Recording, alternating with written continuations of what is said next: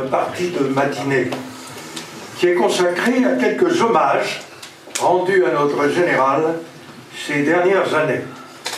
Pour ce faire, et pour débuter, j'invite le représentant de la République et canton du Tessin, monsieur le vice-président du Parlement de ce canton, monsieur Giovanni Bernardi, à s'exprimer. Monsieur le Président, je vous prie. Honorer la mémoire du général Dufour vaut la peine de voyager même de loin. Bonjour à tous de ma part et du canton du Tessin que je représente aujourd'hui notamment en tant que vice-président du Grand Conseil. Je crois que pour participer à une cérémonie de commémoration, il faut avoir deux attitudes. La première est de faire preuve de curiosité et d'ouverture à l'apprentissage de choses qui étaient auparavant inconnues ou du moins peu connues. Et pour ma part, je peux vous assurer que je suis profondément intéressé par un personnage dont j'ai entendu parler en cours d'histoire suisse il y a de nombreuses années, pendant mes années d'école, mais dont je ne connais que peu de détails sur les faits et les gestes. Je vous assure qu'aujourd'hui, je profiterai pleinement de cette occasion pour enrichir mes connaissances.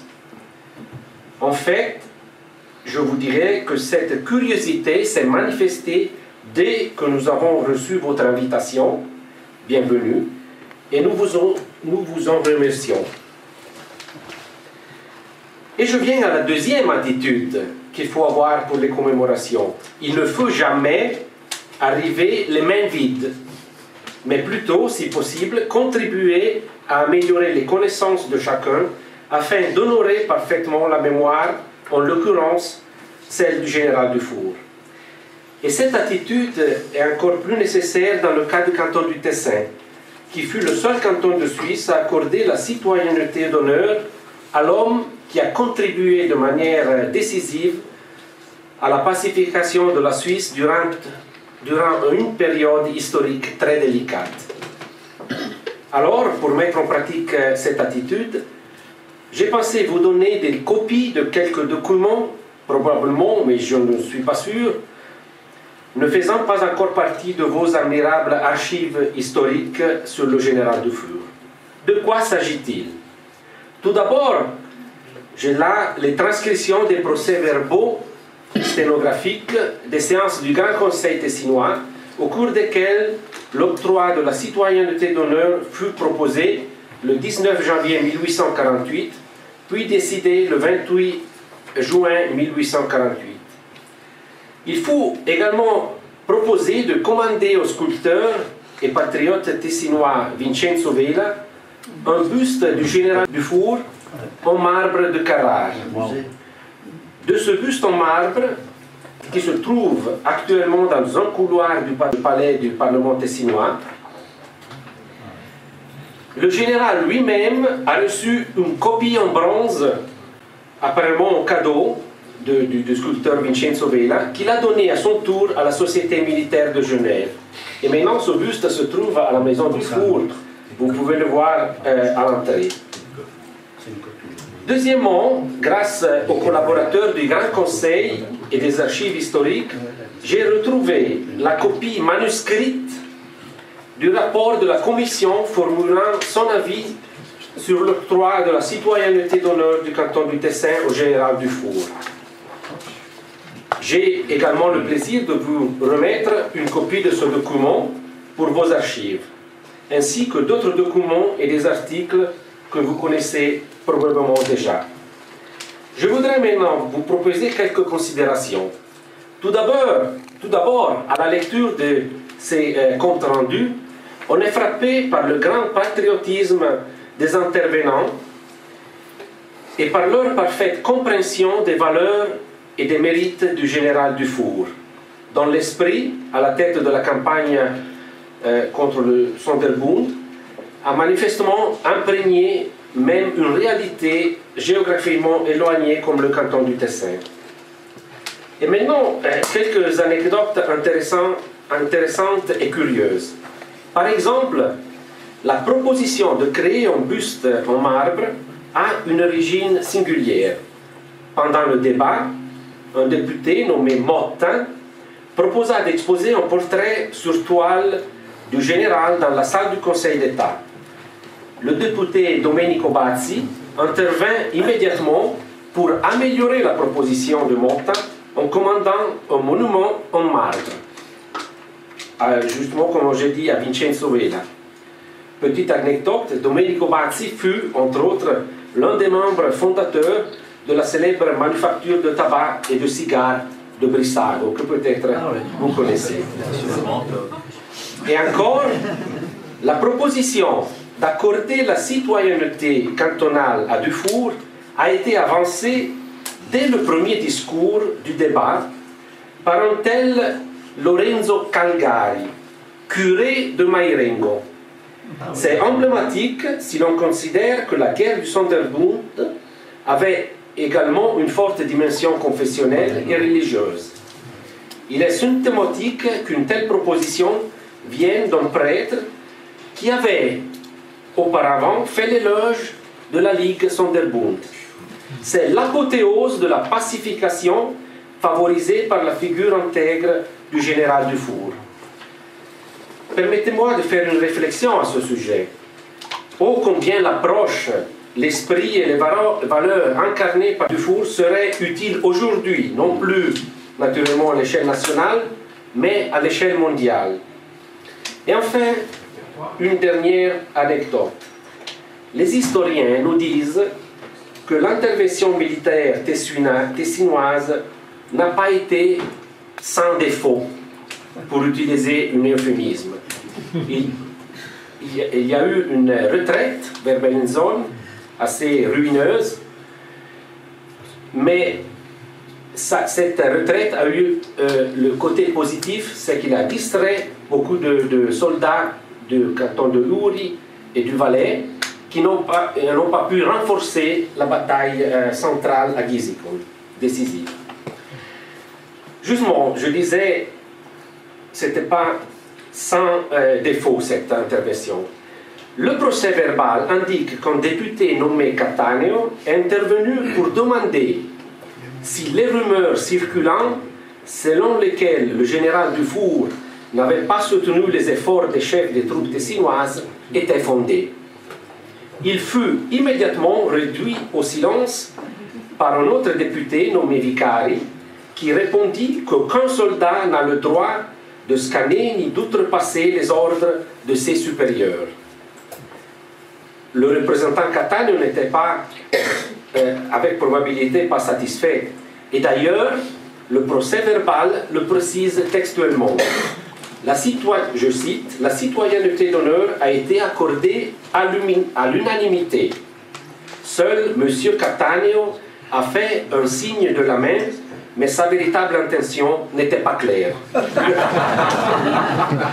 Quoi qu'il en soit, il faut que je le dise, vive la démocratie, où chacun a pu exprimer son opinion.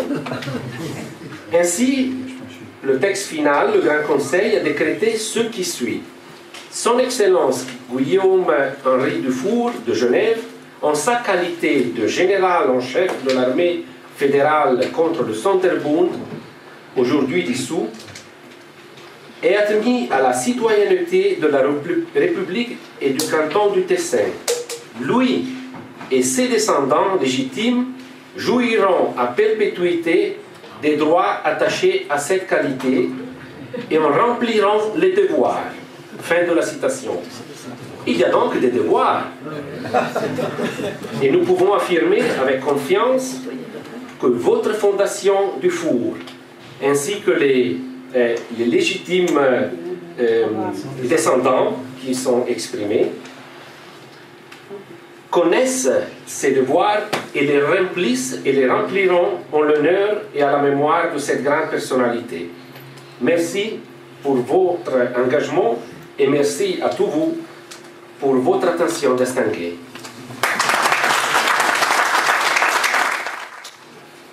Merci, Monsieur le Président.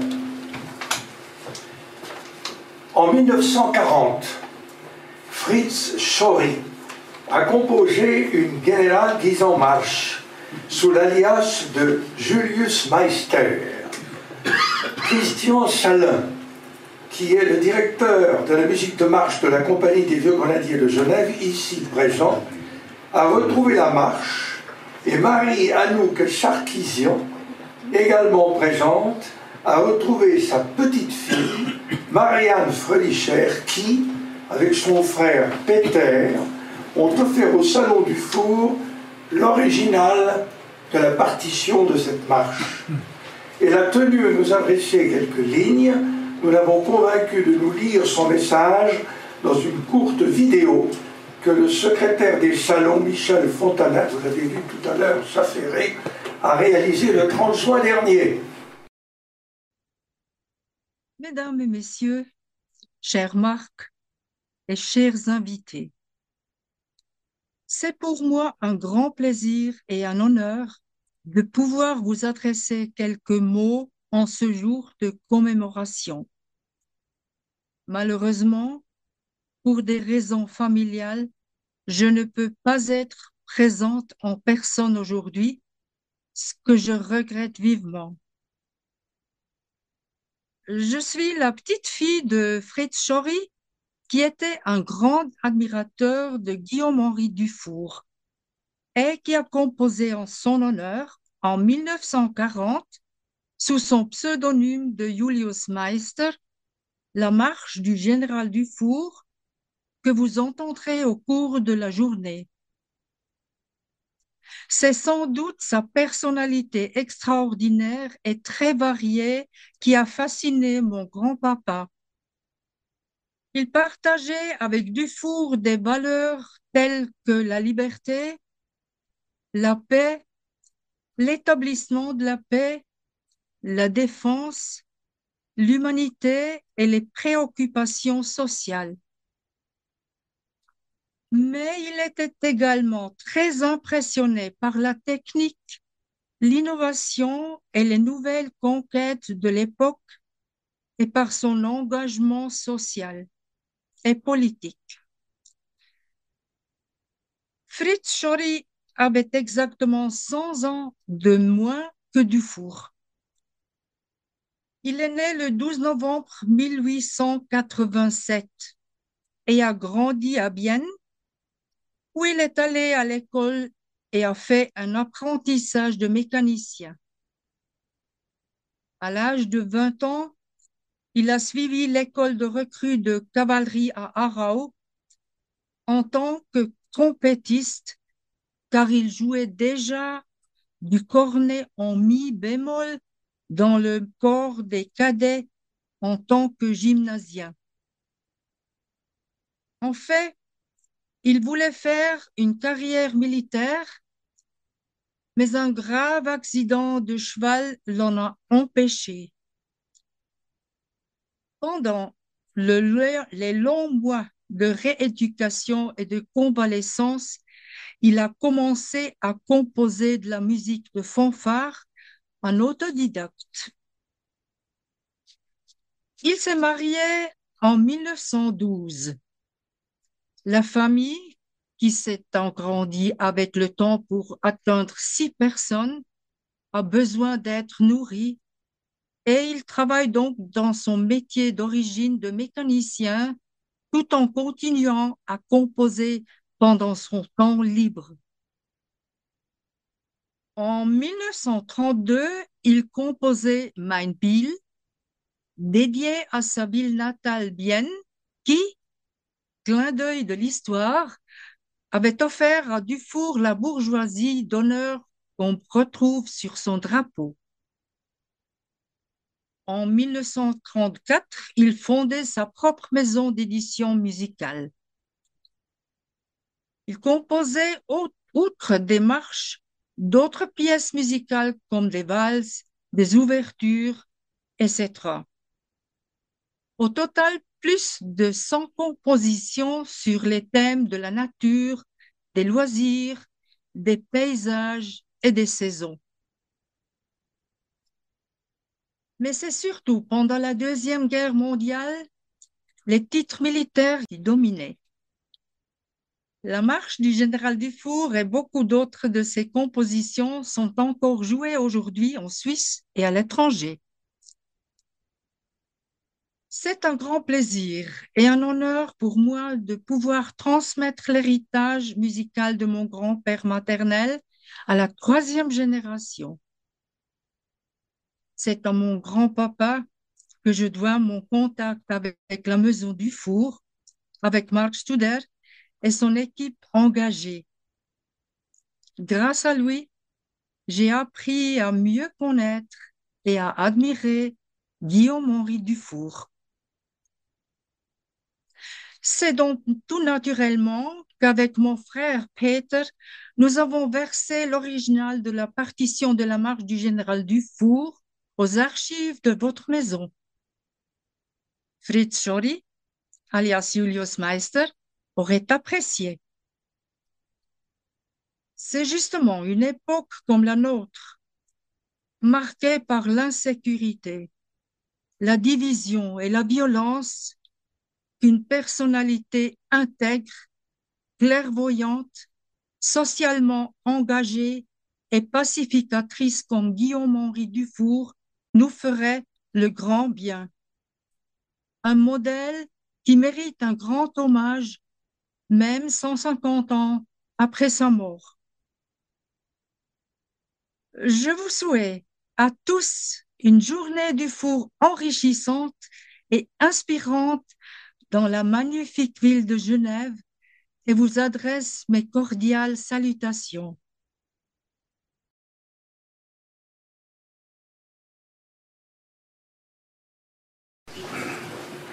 Entre 2017 et aujourd'hui, les hommages au général Dufour se sont accélérés.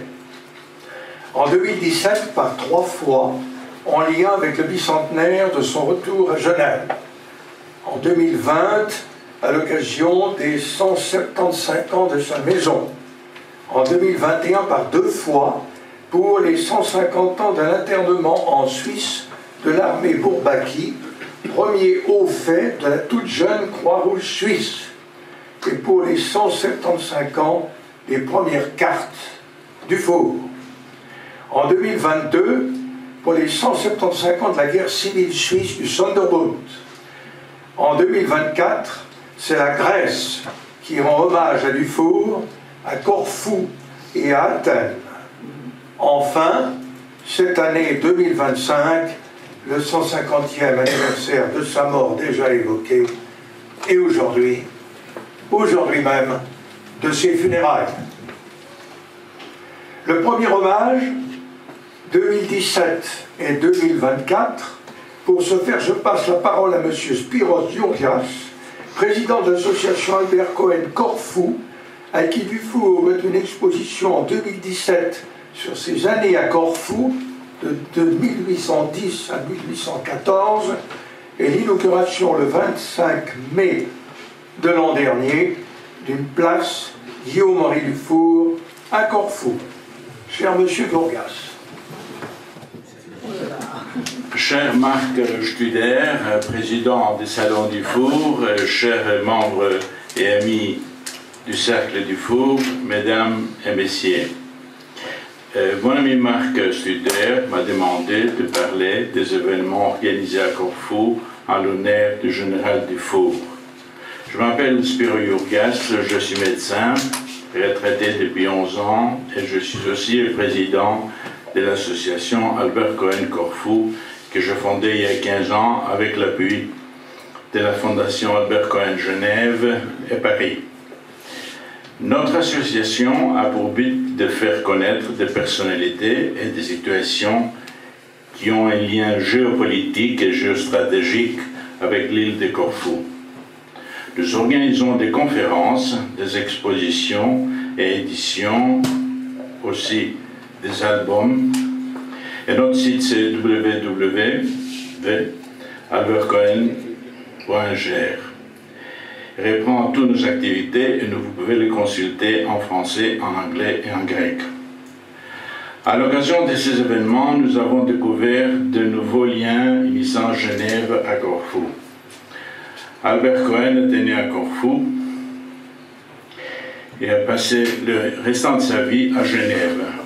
Jean-Antoine Kapodistrias, le premier gouverneur de la Grèce moderne, était corfiote et a joué un rôle important lors de la création de la Confédération helvétique. Fred Boissonnat, le célèbre photographe suisse, débuta son périple à Corfou au début du XXe siècle pour la poursuivre ensuite dans toute la Grèce. Il y a une dizaine d'années, nous commémorions les 150 ans de la mort du philhellène suisse Jean-Gabriel Einard. Il était un ami intime du premier gouverneur de la Grèce moderne, le corfiote Jean-Antoine Kapodistrias, et c'est en partie grâce à son aide financière que les Grecs ont pu retrouver leur indépendance vis-à-vis des Ottomans. C'est à l'occasion de cette commémoration à Einard que l'ambassadeur de la Confédération helvétique à Athènes, Lorenzo Amberg, et son épouse Christine ont attiré mon attention sur la personnalité extraordinaire de Guillaume-Henri Dufour et sur tous ceux qu'il avait réalisés à Corfou. Ne connaissant que très peu de choses à propos de lui, je me suis rendu à Genève pour consulter Madame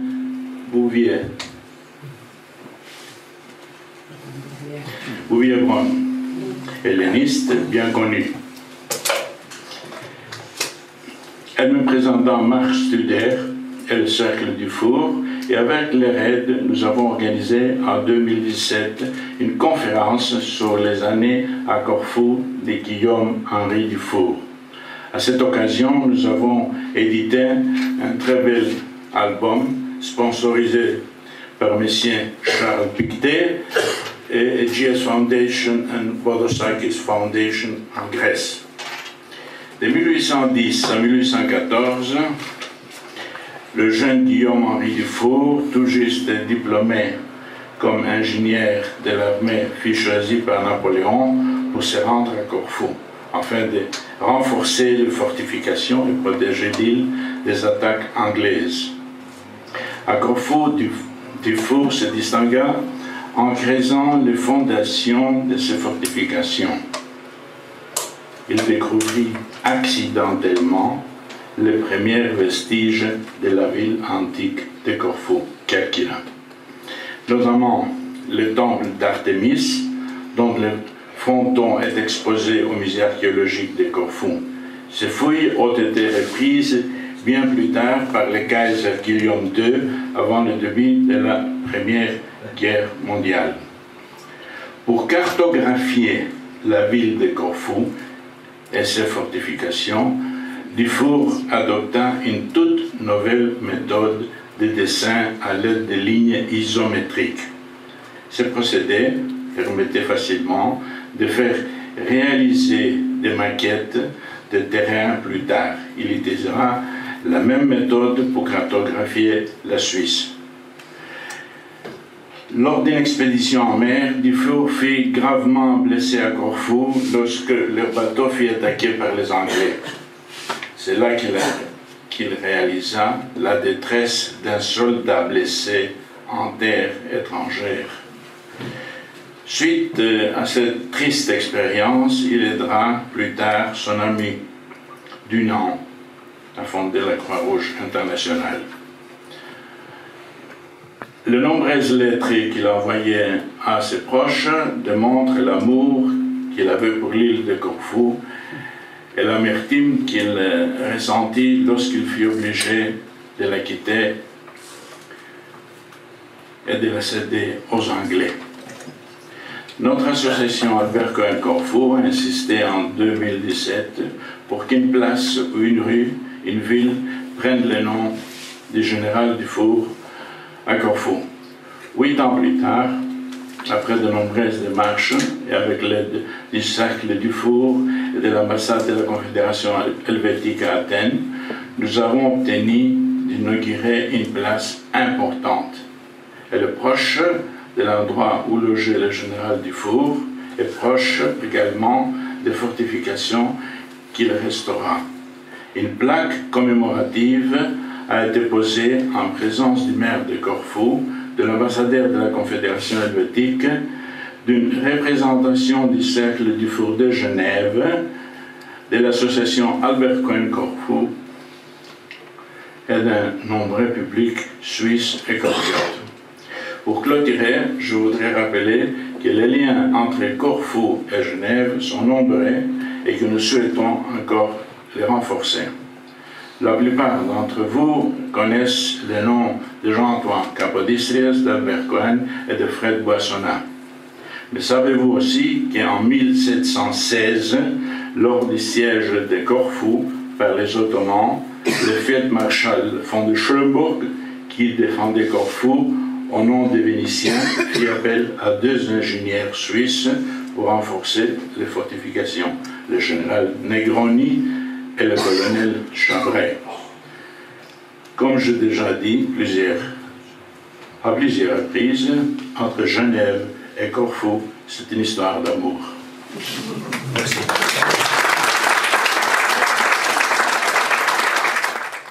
Pour le deuxième hommage, j'invite Madame Mireille Georges, présidente de la Société genevoise de généalogie, membre du Cercle général Guillaume-Henri Dufour, à nous parler de cette magnifique généalogie de la famille Dufour que vous voyez sur le mur de la pièce principale, respectivement sur votre gauche. Madame Georges, je vous prie. Chers descendants de Guillaume-Henri Dufour et vous tous, chers amis de notre général, s'il est une personnalité particulièrement fédératrice, c'est bien celle de Guillaume-Henri Dufour, et je ne dis pas cela en pensant simplement au rôle tout à fait fondamental qu'il a joué dans la création de l'État fédéral moderne qui est la Suisse de 1848, mais je fais aussi allusion évidemment à l'essentiel de son activité qui s'est tournée vers les autres. Effectivement, Dufour est celui qui œuvre toute sa vie pour le bien de son canton, qui met au service de sa collectivité d'origine les multiples talents qui sont les siens et qui contribuent à améliorer les conditions de vie des Genevois en les faisant entrer progressivement dans la modernité. Mais vous le savez, Guillaume-Henri Dufour ne s'est pas borné qu'au seul territoire très exigu de notre canton. Il a été l'homme qui, par son humanisme, a su insuffler, avec évidemment d'autres figures de son temps, ce fameux esprit de Genève appelé à souffler bien au-delà de nos frontières. Il était donc indispensable que nous nous souvenions de qui il fut en ce jour anniversaire. Et en quelque sorte, par-delà sa mort, Dufour nous accueille aujourd'hui dans le quotidien de son intimité familiale, dans cette maison des Contamines, dans laquelle il emménage en juin 1845, 2 ans après avoir acquis un terrain et fait édifier sur ce terrain ce qui était à l'époque, somme toute, une modeste villa sur les plans de l'architecte genevois Samuel Vaucher. Il vivra ici 30 ans de sa vie auprès des siens, et il y mourra en 1875.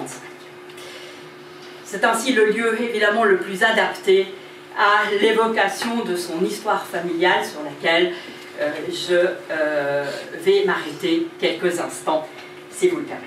Et pour ce faire, je vais vous inviter à porter votre regard sur l'arbre généalogique qui se trouve ici, côté jardin, qui est un arbre dit mixte, puisqu'il présente à la fois les ascendants et les descendants de notre général. Alors tout d'abord, remarquons que les Dufour sont nombreux à Genève, c'est un patronyme qui est assez répandu, mais il présente des origines très diverses. Pour ce qui est de Guillaume-Henri Dufour, eh bien, il est le lointain descendant de Paul Dufour, qui naît en 1559 et qui reçoit le droit d'habitation de Bourdigny, ce petit village, qui en fait va donc engendrer toute cette descendance du four de Bourdigny. Et en fait, ces générations vont se succéder. Il y a 7 générations qui séparent Paul de notre général. Et déjà le fils de Paul, qui est Jacques, naît à Bourdigny en 1589, mais devient, et c'est ça qui est très intéressant, le plus lointain ascendant du général Dufour à être admis bourgeois de Genève. La génération suivante, avec Abraham, naît à Genève, cette fois-ci, non plus à Bourdigny, en 1615, et c'est à partir de là que l'on assiste à une véritable dynastie de maîtres horlogers. Vous distinguez peut-être sur notre arbre des pastilles brunes. En fait, ce sont des montres qui sont accolées à côté d'un certain nombre de noms pour signifier que toutes ces personnes étaient actives dans le monde de la fabrique, le monde de l'horlogerie. Les générations se succèdent, Isaac, Bernard, Étienne, et on arrive en 1762 à la naissance de Bénédicte, le père de Guillaume-Henri, que vous voyez dans le premier médaillon, qui se trouve à la gauche de la photographie, et peint par le peintre Chet. Guillaume-Henri Dufour a un père donc, qui est également maître horloger. Et du côté de sa mère, Pernette Valentin, que vous voyez dans le médaillon à côté de son époux Bénédicte, eh bien, il y a aussi un certain nombre d'ascendants qui sont actifs dans l'horlogerie. Pernette Valentin est quant à elle institutrice et brodeuse. Guillaume-Henri Dufour naît, comme on l'a déjà évoqué, dans l'asile badois en fait de ses parents, partis à Constance en raison des troupes de la Révolution genevoise. Il naît en 1787 et il est l'aîné d'une fratrie de 3. Il a donc 2 sœurs cadettes, dont la première est Octavie et la seconde Danielle Elisabeth, plus connue sous le nom d'Elisa. Vous la retrouvez dans le 3e médaillon de la gauche. C'est un autoportrait car elle était artiste peintre. Et ces 2 sœurs vont quant à elles naître à Genève. Elles sont portées sur les fonds baptismaux du temple de Saint-Gervais. En 1817, Guillaume-Henri Dufour se marie. Il épouse Suzanne Bonneton. Il a alors 30 ans. Suzanne Bonneton est née en 1797. Elle a 10 ans de moins que lui. Et avec elle, c'est une Genevoise qui est la fille d'un graveur de médailles. Avec elle, il aura 4 filles qui se trouvent de l'autre côté de la photographie. 4 filles qui expliquent évidemment pourquoi, dès la génération suivante, tous les descendants de Guillaume-Henri Dufour ne porteront plus ce patronyme. Alors nous avons d'abord Anne Octavie, dite Annette, qui naît en 1818 et qui épouse René-Henri Lardy, qui est un ingénieur neuchâtelois, ami de son père. La deuxième est Louise Françoise, née en 1823. Elle reste sans alliance ni postérité. Puis vient Élisabeth, née en 1828, qui épousera Adrien Alexandre Krieg, l'architecte, et enfin la Benjamine Amélie, née en 1836, qui, comme l'une de ses sœurs, est sans union ni descendance. Le mariage de l'aînée, Annette, avec René Lardy, donnera naissance à la branche Boutillier de Beaumont, par l'union de leur fille Suzanne Henriette Louise Lardy à l'artiste peintre Auguste Jean Boutillier de Beaumont. Et cette branche Boutillier de Beaumont, à la génération suivante, engendrera les branches Reverdin, Martin et Aubert. Quant à la troisième fille, Elisabeth, celle qui épouse Adrien Alexandre Krieg, elle donnera naissance à la branche de Gers, que vous trouvez tout à droite sur l'arbre généalogique. Si mes informations sont correctes, aujourd'hui seules les branches Martin et Aubert sont présentes parmi nous. Avec, pour la branche Martin, je vous demanderai de vous signaler à notre assemblée lorsque vous entendrez votre nom. Nous avons Philippe André Martin et son épouse Brigitte née Béran. Bien. Claire Martin Payot, que nous avons déjà entendu, et son époux François Payot, leur fils Antoine Payot, accompagné de son épouse Isabelle née Kammerman, et de deux de leurs enfants, à savoir Nicolas et Alexandre Payot.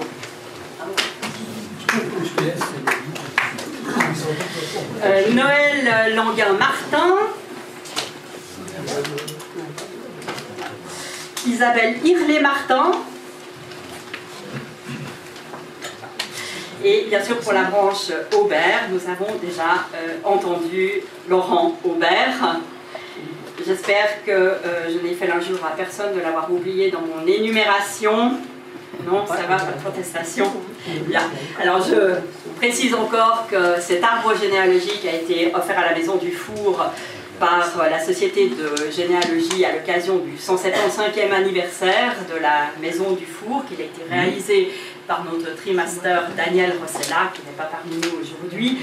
Et vous pouvez non seulement aller consulter cet arbre, mais aussi le consulter sur Internet, sur notre site gengen.ch, qui rassemble donc plus de 910 000 Genevois et personnes en relation avec Genève, la plupart reliées entre elles, ce qui permet des calculs de liens par le sang et par l'alliance. Je vous remercie de votre attention. Merci. Quelle superbe démonstration, extrêmement motivante, qui est en quelque sorte un atout très fédérateur de notre assemblée ce jour. Merci, Madame la Présidente. Troisième hommage, 2017, celui du comédien Jean Viniguer, directeur de l'Aïr Théâtre de Corzeret, et qui a écrit une remarquable pièce de théâtre Dufour chez Dufour, dont vous avez vu un extrait tout à l'heure, joué dans cette maison. Laissons-le nous expliquer pourquoi il a accepté d'incarner le rôle de notre général.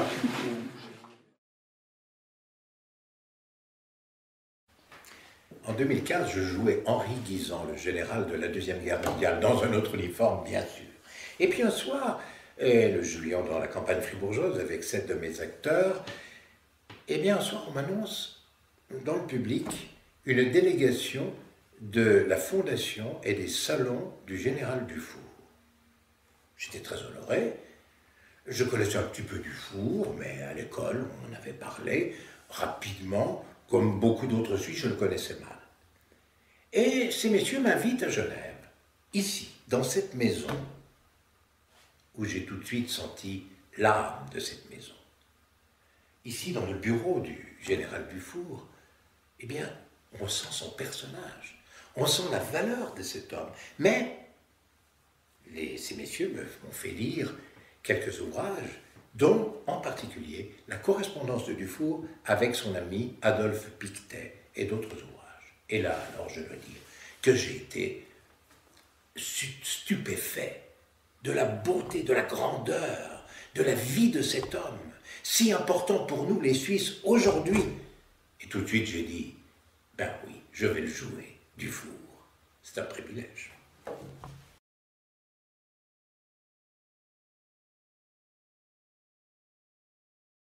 Eh bien, ce n'est pas un travail d'historien, naturellement, pour l'acteur. C'est plutôt de ressentir son personnage. Et en le ressentant, on saisit son humanisme profond. Comment cela? Eh bien, ça donne de la clarté sur son passé, mais aussi sur ce que nous vivons aujourd'hui et sur demain.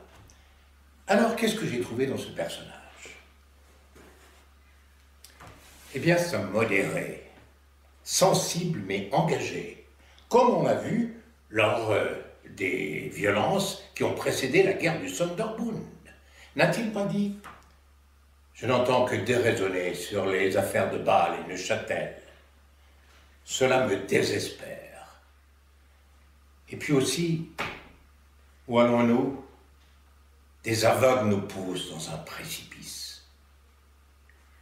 Vous voyez comme Dufour parle, en humaniste, en homme, mais aussi en personnage qui sait où il va. Et puis, Dufour, c'est un homme conscient de la nécessité de l'unité du pays face au populisme actuel. Ni les uns ni les autres ne veulent faire de concessions. Il est à craindre qu'ils en viennent aux mains. L'exaspération est à son comble. Notre confédération ne bat que d'une aile. La plaie s'envenime au lieu de se cicatriser. Et Dufour, c'est l'indépendance face aux puissances. Si les orages venaient encore bouleverser l'Europe, est-ce que notre pauvre petite barque, la Suisse, échappera au naufrage? À Lucerne, Sigvard Müller souhaite la protection des monarchies étrangères. Autriche, France, Prusse, Sardaigne. Le conflit peut devenir européen.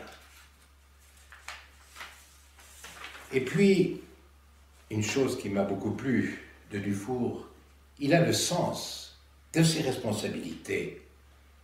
Et il ne se cache pas derrière des directives comme beaucoup de dirigeants actuels. Par exemple, quand malgré sa répulsion naturelle, il accepte le pouvoir, celui de commandant en chef de l'armée du Sonderbund, son autorité alors s'impose, incontestable. Elle est acceptée de ses collègues colonels, de l'état-major, mais aussi du peuple. Il dit qu'il a le sens du bien commun dans cette phrase.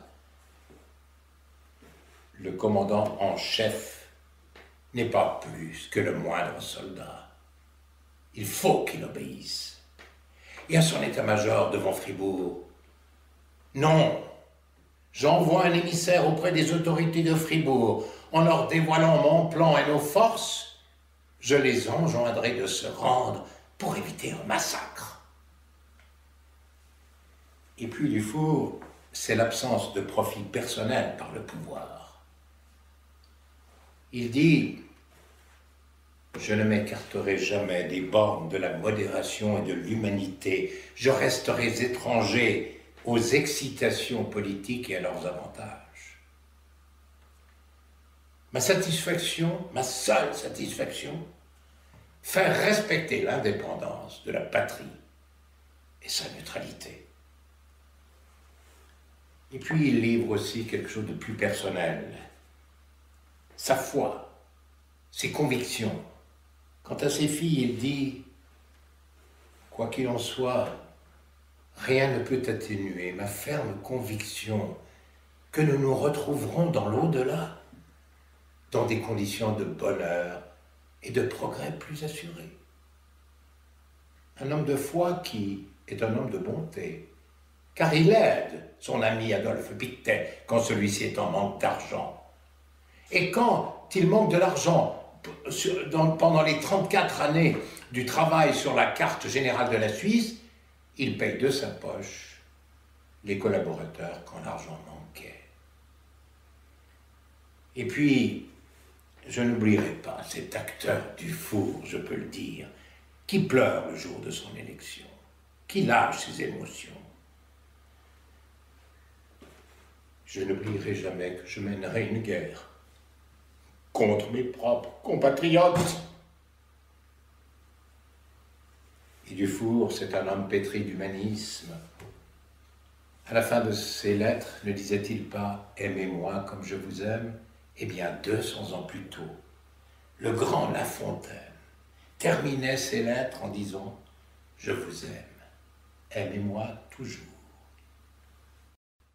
À la fois musical et olfactif, que Madame Marie Anouk Sarkissian, directrice de musique et parfum, également membre du cercle général Guillaume-Henri Dufour, a réservé à notre général avec une pièce pour piano et un parfum hommage à Guillaume-Henri Dufour.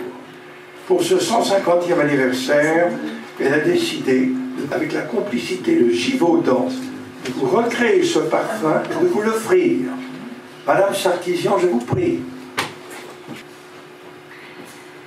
C'est avec honneur et plaisir que je partage avec vous aujourd'hui le parfum créé en hommage au général Dufour. Je voudrais remercier tout particulièrement M. Marc Studer, la Fondation Dufour. Merci à Givaudan qui procure ce très beau parfum, tout particulièrement Mme Laurie Martinez, ainsi que l'équipe de Givaudan Genève-Vernier.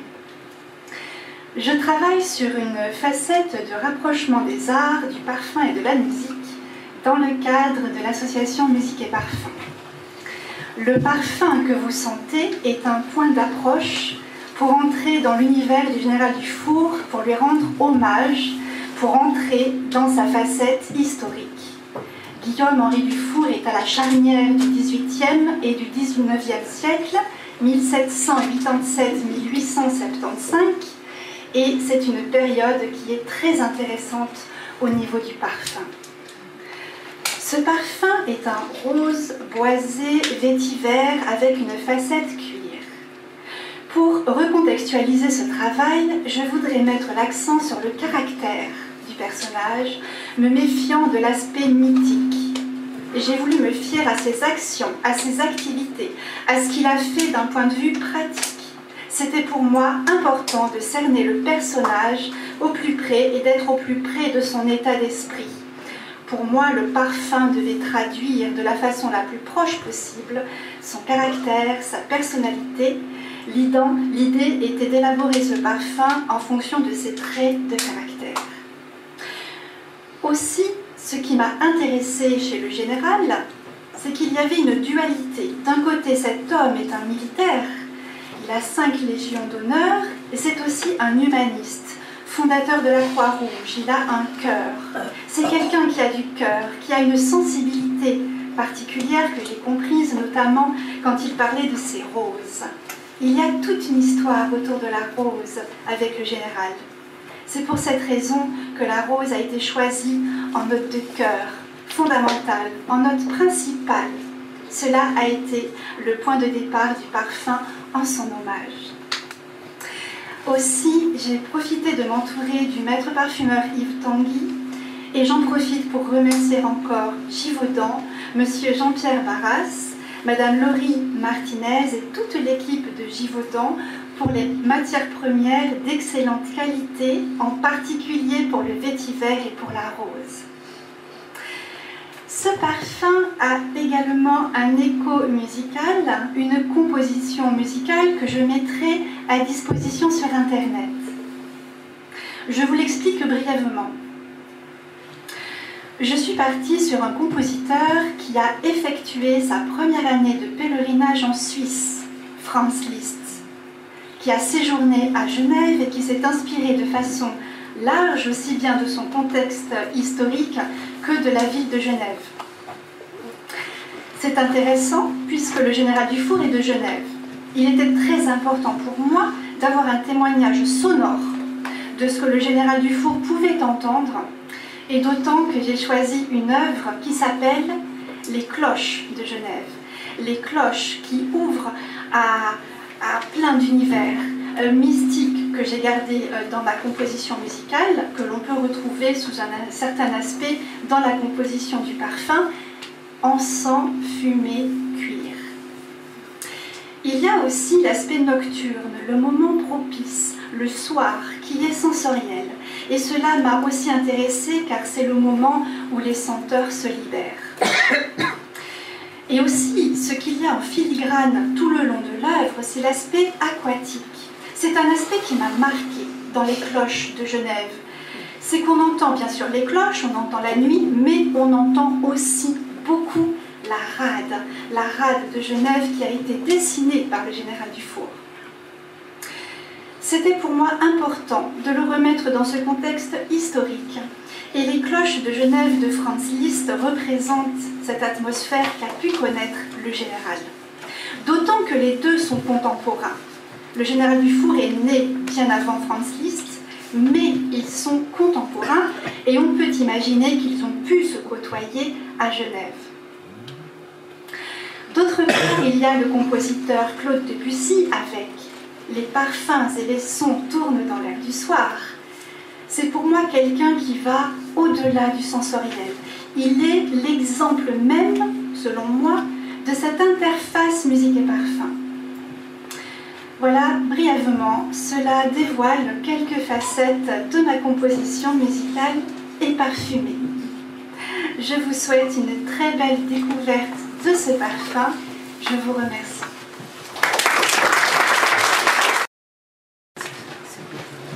Le 29 mai 2024, quelques jours après l'inauguration de la place Dufour à Corfou, c'est la société littéraire Parnassos qui lui rendait hommage à Athènes dans le cadre du bicentenaire du philhellénisme avec une série de conférences sur, je cite, « la Suisse à la croisée de deux époques, Dufour, Capodistria et l'art ».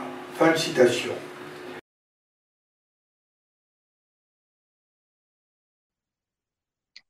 Au cours de mes recherches sur Ioannis Kapodistrias, j'ai découvert une figure historique qui m'a profondément impressionné, le général Guillaume-Henri Dufour.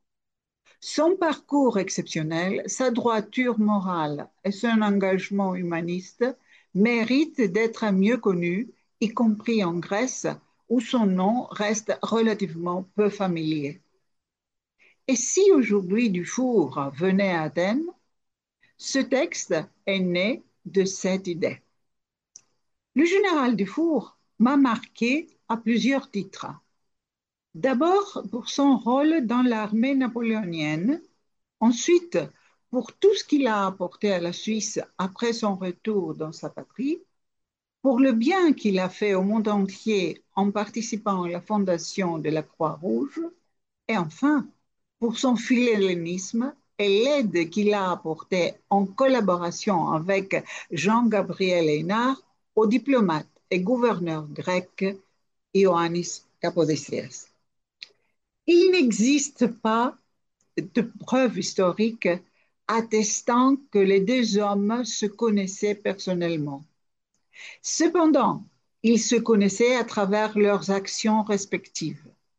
Le nom de Dufour apparaît dans la correspondance de Kapodistrias ainsi que dans les ouvrages de plusieurs historiens, que ce soit pour son soutien à la formation de jeunes étudiants grecs ou pour sa contribution à la recherche d'un commandant compétent pour un corps militaire. Les deux hommes partageaient des qualités communes. Ils étaient patriotes, pacifistes, humanistes et dotés d'un esprit ouvert. Des hommes entièrement tournés vers le service des autres. À Athènes, Dufour n'était pas connu. Et comment aurait-il pu l'être? En 1810, lorsqu'il arrive à Corfou, Athènes n'était encore qu'une petite ville de l'Empire ottoman, bien différente de la métropole moderne que nous connaissons aujourd'hui. À cette époque, la ville comptait environ 10 000 habitants et conservait un fort caractère ottoman avec ses mosquées, ses bains, hammams, ses marchés, mais aussi les traces visibles de sa gloire antique. La ville était alors concentrée principalement autour de l'acropole, avec ses ruelles étroites et des dalens. Les habitations étaient, pour la plupart, basses et souvent construites en briques. Les quartiers étaient organisés selon les appartenances religieuses, musulmans, chrétiens et juifs. La majorité des Athéniens étaient des paysans, des artisans ou de petits commerçants. L'activité intellectuelle y restait limitée bien qu'il existe des écoles, principalement sous l'égide de l'Église, qui jouent un rôle central dans la préservation de l'éducation grecque. L'acropole servait encore de garnison militaire. Le Parthénon, endommagé lors du bombardement vénitien de 1687, avait été transformé en mosquée ottomane. Parmi les monuments antiques encore visibles, on comptait l'agora romaine, le portail d'Adrien et le temple de Zeus olympien. En réfléchissant à tout cela, je me suis posé la question, et si Dufour venait à Athènes? Ce serait l'occasion pour les Athéniens d'aujourd'hui de faire sa connaissance. C'est avec cette idée en tête que je me suis tournée vers la fondation du docteur Anastasia Samara Crispi, ainsi que vers la Société littéraire de Parnassos. Fondée en 1865, Parnassos est la première société littéraire d'Athènes. Ainsi, grâce à la soirée culturelle organisée le 28 mai 2024, les Athéniens ont pu découvrir l'œuvre du général Dufour. Ils attendent désormais avec impatience la publication des actes de cette rencontre. Cette soirée pourrait également marquer le début d'une future collaboration entre les deux associations grecques et la Maison Dufour.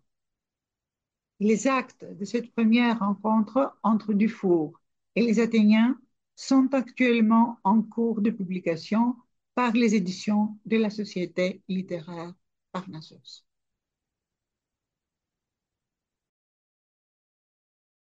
Après un premier timbre émis à l'occasion du 150e anniversaire de la naissance de notre général en 1937, la Poste suisse est venue dans cette maison le 8 mai dernier dévoiler le timbre du 150e anniversaire de son décès.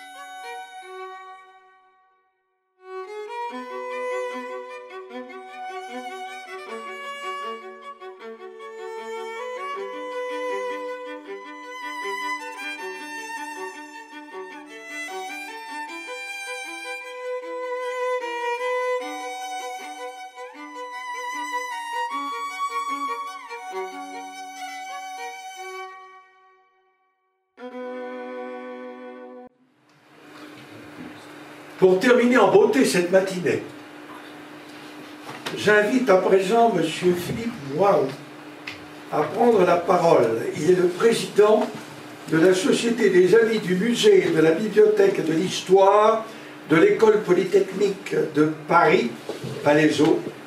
Il va évoquer ce que cette institution a fait pour ce polytechnicien devenu général suisse, et aussi ce qu'elle s'apprête à faire en septembre prochain.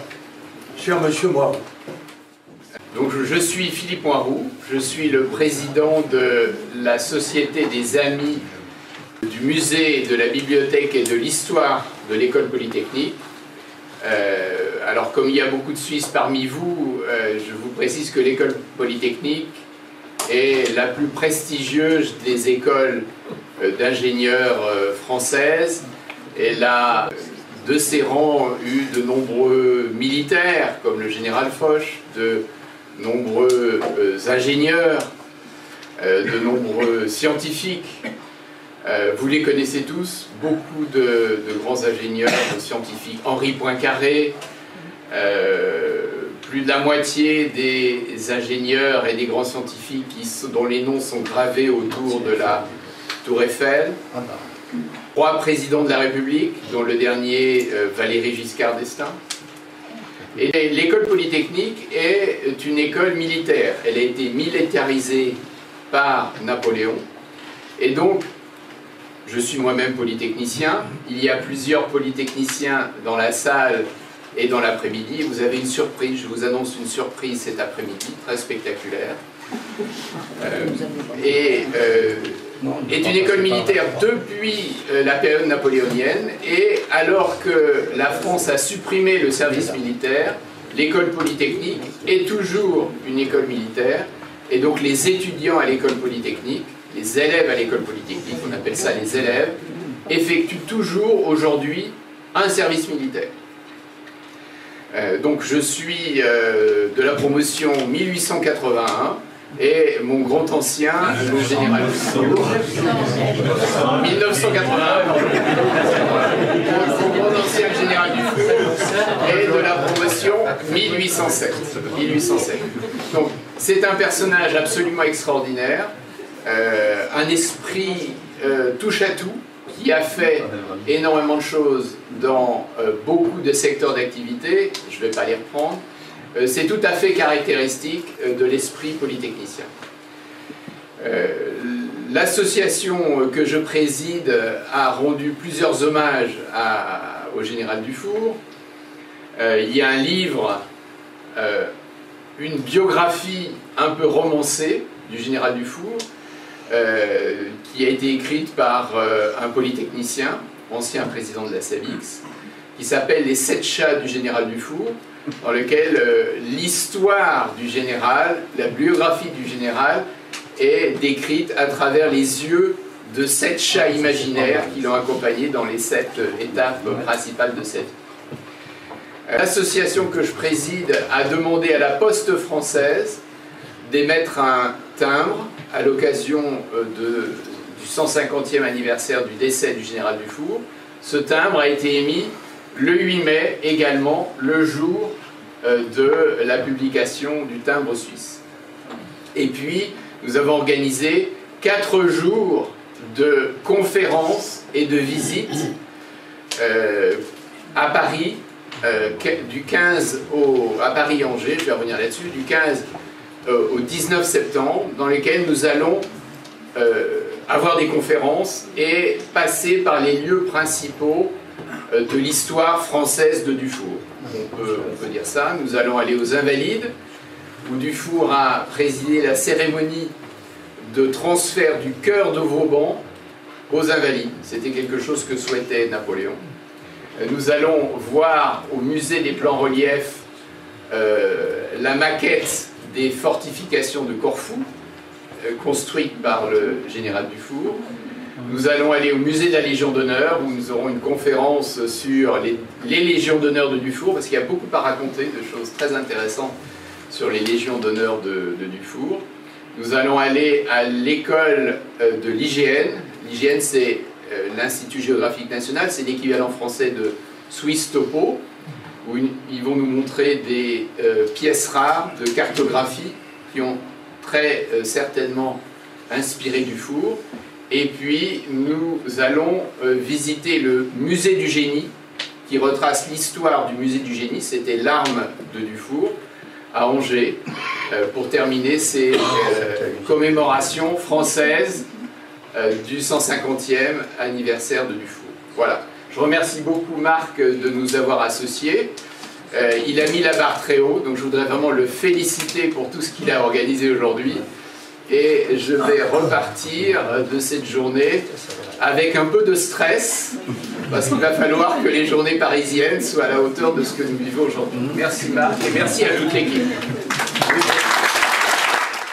Merci, cher Président, d'avoir ainsi souligné cette amitié indéfectible entre nos deux patries. Et c'est un double national qui s'exprime. Nous voici arrivés au terme de ce premier module d'hommage à Guillaume-Henri Dufour en lien avec les 150 ans de son décès survenu le 14 juillet 1875, 75 pour les Genevois. Cet après-midi, nous attacherons au 150e jour pour jour, heure pour heure de ces obsèques. Nous y attacherons, organisés donc le 16 juillet 1875. Nous reprendrons à 14 heures très précises, la partie officielle qui aura lieu ici cet après-midi. Le comité d'organisation aimerait remercier tous les bénévoles, les partenaires, les sponsors, tant officiels que privés, qui ont rendu possible la manifestation de cette journée. Je vous souhaite à toutes et à tous un appétit considérable. Je vous remets au bon soin de Tony Feun, vice-président de l'amicale des fourriers genevois, également membre du cercle, pour le buffet dînatoire qu'il nous a concocté avec sa brigade, composée de Liana Georgana, de l'Association suisse des traducteurs jurés, sponsor de la journée, et d'Annelise Muller et Luciano Barbieri et d'autres volontaires des salons du Général. Mesdames et messieurs, pour l'instant, j'ai dit. Merci.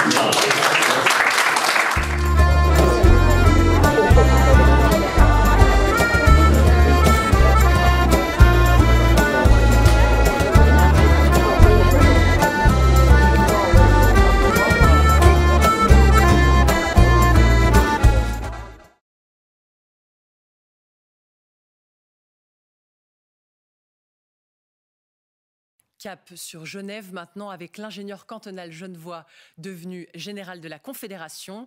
La cité de Calvin rend hommage à Guillaume-Henri Dufour et célèbre les 150 ans de son décès. L'héritage du général Dufour, lui, reste intact. Un reportage de Camille Rivollet. Le général Dufour, on le connaît surtout de nom. Des rues dans de nombreuses villes de Suisse, une statue sur la place Neuve à Genève ou encore la pointe du Four, le sommet le plus haut de Suisse et ses 4634 mètres. À l'occasion des 150 ans de ses funérailles, l'association des salons du général Dufour souhaite faire redécouvrir l'homme et ses multiples facettes lors d'une journée de commémoration. C'est pas un génie, c'est juste quelqu'un qui avait des talents exceptionnels et qui les a utilisés pour le bien de tout le monde. Il est vraiment partout.